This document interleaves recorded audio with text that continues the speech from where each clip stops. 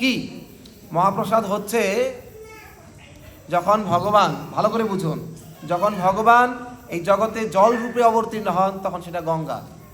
যখন ভগবান পাথরের টুকরা রূপে অবতীর্ণ হন, শিলারূপে, তখন সেটা শালগ্রাম। যখন ভগবান পাহাড় রূপে অবতীর্ণ হন তখন সেটা গিরি গোবর্ধন। যখন তিনি বৃক্ষরূপে অবতীর্ণ হন, অশ্বত্থ এবং তুলসী বৃক্ষ। যখন তিনি কোনো গ্রন্থরূপে আবির্ভূত হন, তিনি গ্রন্থরাজ অমল পুরাণ শ্রীমদ্ ভাগবত।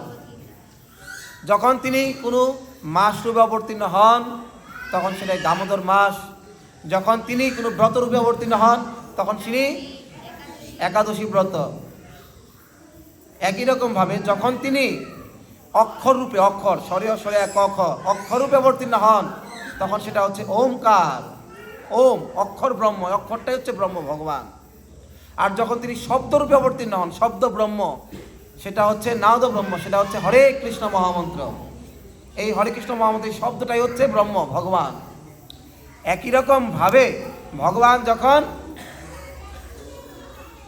যখন অন্ন রূপে, আহার্য রূপে এই জগতে আবির্ভূত হন তখন সেটা কি?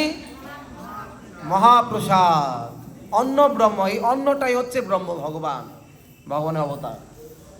তো সেই জন্য এই মহাপ্রসাদ আর ভগবানের মধ্যে কোনো পার্থক্য নেই।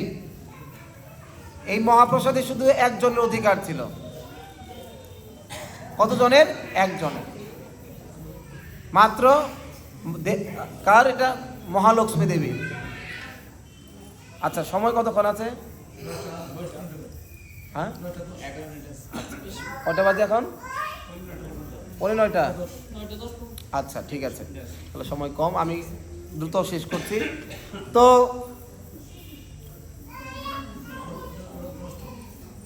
তো আমি কি বলছিলাম, একটু মনোযোগ দিয়ে শুনতে হবে, আমি একটু দ্রুত বলবো এখন। সময় যেহেতু কম, আমাকে 4টা জিনিস সম্বন্ধে দ্রুত বলতে হবে, তা না হলে বুঝতে পারবেন না, একটু মনোযোগ না হলে বুঝতে পারবেন না। এই মহাপ্রসাদে শুধু একজনের মাত্র অধিকার ছিল, সেটাকে একমাত্র ভগবানের নিত্য, কেউ কথা বলবে না, ভগবানের নিত্য সঙ্গিনী, ভগবান নিত্য চরণ সেবিনী, নিত্য বক্ষবিলাসিনী, অনন্ত বিশ্বব্রহ্মাণ্ডের ধন সম্পদের যিনি মালিক, মাতা মহালক্ষ্মী দেবী। সেই মহালক্ষ্মী দেবী কি করতেন? ভগবানের চরণ সেবা করতেন, একমাত্র উনি মহাপ্রসাদটা আস্বাদন করতে পারতেন, আর কারো অধিকার ছিল না। কিন্তু একদিন এই মহাপ্রসাদের মহিমা জানতে পেরে নারদ মুনি কি করলেন? এই মহালক্ষ্মীর কাছে গেলেন মধ্যাহ্নকালীন সময়ে। নারায়ণের সেবার পর যখন প্রসাদ পাবে, অতিথি রূপ আরেক নারায়ণ এসে গেল, নারদ। তখন বলে, নারদ তুমি কি চাও পুত্র?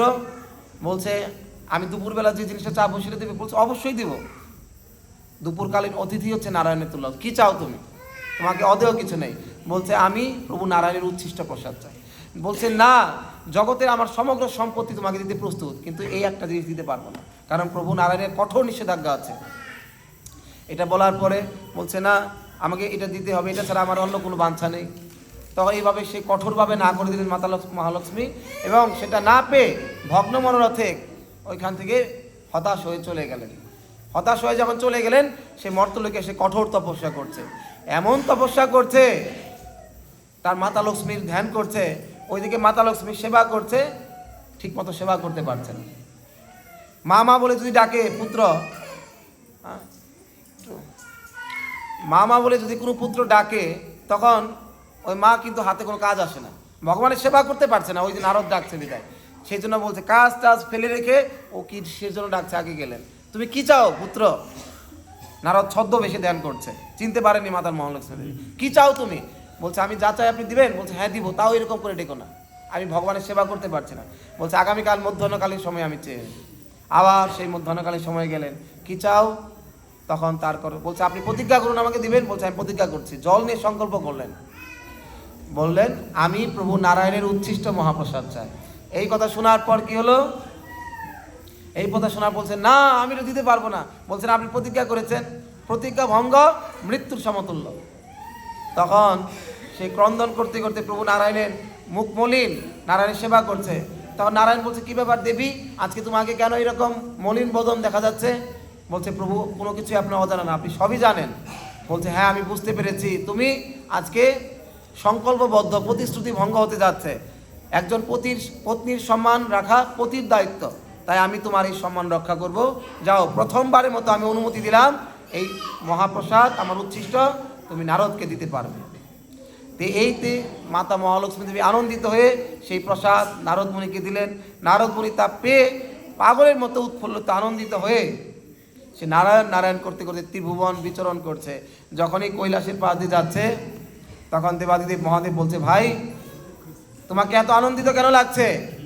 তখন বলছে, ব্রহ্মার দুর্লভ, শিবের দুর্লভ, সমস্ত 33 কোটি দেবতাদের দুর্লভ স্বয়ং মহাপ্রসাদ আমি আজকে পেয়েছি। বলছে তুমি মহাপ্রসাদ পেয়েছো, আমার জন্য একটু আনলে না? তোমার ভাই আমি। বলছে আমি তো তোমার কথা কি, এই প্রসাদ পেয়ে আমি নিজের কথাই ভুলে গেছি, আত্মভোলা। তখন বললেন কি করবে? বলে দেখো তোমার এই কনিষ্ঠ আঙ্গুলের নিচে মহাপ্রসাদ লেগে আছে, একটু প্রসাদে শাকের কণা এক রঞ্চ প্রসাদ লেগে আছে, আমাকে দাও। সত্যি দেখে তার নখের নিচে লেগে আছে। তখন সেটা এক কণা কণিকা প্রসাদ পেয়ে শিব আনন্দিত হয়ে তাণ্ডব নৃত্য, উদ্দণ্ড নৃত্য কীর্তন করছে। এত নৃত্য করছে, পার্বতী দেবী দেখে ভাবছে পৃথিবী কম্পিত হচ্ছে। তখন পার্বতী দেবী ভর্ৎসনা করছে, কি ব্যাপার, এখন কেন তাণ্ডব নৃত্য করছেন? এখন তো প্রলয়ের সময় হয়নি। এইরকম করে তাকে থামিয়ে দিলেন। তখন শিব ক্রোধান্বিত হয়ে বলছে, পাপিষ্ঠে, পাপীয়সী, তুমি কি বুঝবে আমি কেন নৃত্য করছি? আমি তাণ্ডব না, আমি প্রেমোন্মত্ত দেবদুর্লভ মহাপ্রসাদ আমি পেয়েছি প্রথমবারের মতো। অনন্তকাল প্রভু নারায়ণের সেবা করেও যে নাম করেও যে প্রসাদ পাইনি, আজকে নারদের কৃপাতে সেটা পেয়েছি, তার জন্য আমি প্রেমে নৃত্য করছি, তুমি আমাকে বন্ধ করে দিলে। তখন কি হলো? তখন পার্বতী বলছে, এই প্রসাদ তুমি পেলে, অথচ আমাকে দিলে না কেন? আমি তোমার অর্ধাঙ্গিনী, তুমি আমাকে প্রতিজ্ঞা করেছিলে তোমার অর্ধেক সমস্ত কিছু আমি পাবো, তাহলে অর্ধেক প্রসাদ কেন আমাকে দিলে না? তখন পার্বতী দেবী বলছে, আমিও পর্বত নন্দিনী, আমিও দেখি তপস্যা করে এই প্রসাদ আমি লাভ করতে পারি কিনা। তখন পার্বতী এমন তপস্যা করতে লাগলেন, এত তপস্যা করতে লাগলেন, সারা ত্রিভুবন তো কম্পিত হচ্ছেই, 14 ভুবন তো কম্পিত হচ্ছেই, একই সাথে ভগবান নারায়ণের বৈকুণ্ঠের আসন কম্পিত হয়ে যাচ্ছে। ভগবান স্থির না থাকতে পেরে সাথে সাথে দেবী পার্বতীর কাছে এসে বলেন, হে দেবী তুমি কি চাও বলো। বলছে, তার সমস্ত দুঃখের ইতিবৃত্ত খুলে বললেন যে আমার পতি এই প্রসাদ পেয়েছে, মহাপ্রসাদ পেয়েছে, অথচ আমাকে সে অর্ধেক আমাকে দেয়নি। বলছে তুমি অর্ধেক না, আমি তোমাকে পূর্ণ মাত্রায়, তুমি তোমার ধ্যান বন্ধ করো, সৃষ্টি ধ্বংস হয়ে যাবে তোমার এই প্রকোপে, তুমি ধ্যান বন্ধ করো, আমি আমার এই মহাপ্রসাদ তোমাকে পূর্ণরূপে দান করছি। তখন পার্বতী কি বললেন সেটা বিস্ময়কর। বলছে না, আমি মহাপ্রসাদ চাই না। আমার পতি স্বার্থপরের মতো আচরণ করেছে, সে প্রসাদ পেয়েই সে তার পত্নীর কথা চিন্তা না করে সে খেয়ে ফেলেছে। কিন্তু আমি জগন্মাতা লক্ষ্মী, এই জগতের সমস্ত পুত্রেরা হচ্ছে আমার সন্তান, এদের মুখে মহাপ্রসাদ না তুলে দিয়ে আমার মুখে মহাপ্রসাদ ঢুকবে না। যদি মহাপ্রসাদ অনুমোদন করতেই হয়, তাহলে এই জগৎবাসীর জন্য অনুমোদন করতে হবে, তারপর আমার মুখে নিব, তা না হলে আমি ধ্যান চালিয়ে যাব। তো এই যে তার দয়ার কথা শুনে ভগবান বিষ্ণু এত প্রসন্ন হলেন, তখন বললেন, যাও, আমি অনুমোদন করে দিলাম, আমি সন্তুষ্ট হয়ে আমি অনুমোদন করলাম, এই ব্রহ্মার, এই শিবের দুর্লভ, সমস্ত দেবতাদের দুর্লভ মহাপ্রসাদ আমি এই মর্তলোকে এই প্রথমবারের মতো আমি এই দুর্লভ প্রসাদকে সুলভ করে দিব। শুধু ব্রাহ্মণ না, ক্ষত্রিয় না, বৈশ্য না, শূদ্র না, এবং কি চণ্ডালেরাও এই মহাপ্রসাদ পাওয়ার সৌভাগ্য লাভ করবে। জয় জয় মহাপ্রসাদ।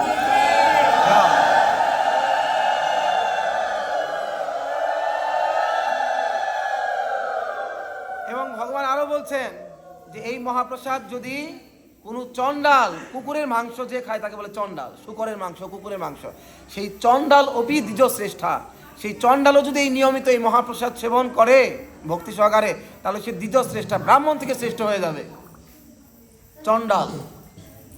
আর যদি এই মহাপ্রসাদ এত মহিমামণ্ডিত, যদি একটা কুকুরের মুখর থেকেও যদি একজন ব্রাহ্মণও সেবা করে, সেই ব্রাহ্মণ পর্যন্ত বৈষ্ণবে পরিণত হয়ে যাবে। হরে কৃষ্ণ।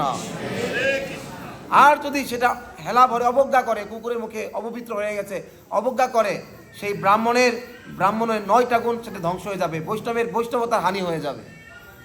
তার মানে কত মহিমান্বিত। বলছে আমি এতদিন ছিলাম লক্ষ্মীপতি, কি তাই শুধু এই প্রসাদে লক্ষ্মীর ভাগ ছিল, কিন্তু আমি এই জগতে এখন লক্ষ্মীপতি রূপে না, আমি জগৎপতি, জগতের নাথ, জগন্নাথ রূপে প্রকাশিত হব নীলাচলে। আর যেহেতু জগতের নাথ, তাই এই মহাপ্রসাদে জগতের পশু পাখি কীট পতঙ্গ সকলেই এর অধিকার থাকবে। হরে কৃষ্ণ। তো চিন্তা করুন ভগবান কত কৃপা করে এই প্রসাদ পাওয়ার মাধ্যমে অশেষ জীবনে পাপকে ক্ষয় করা সম্ভব। তো ভগবান সর্বপ্রথম এই পঙ্গু সন্তানদের কথা চিন্তা করে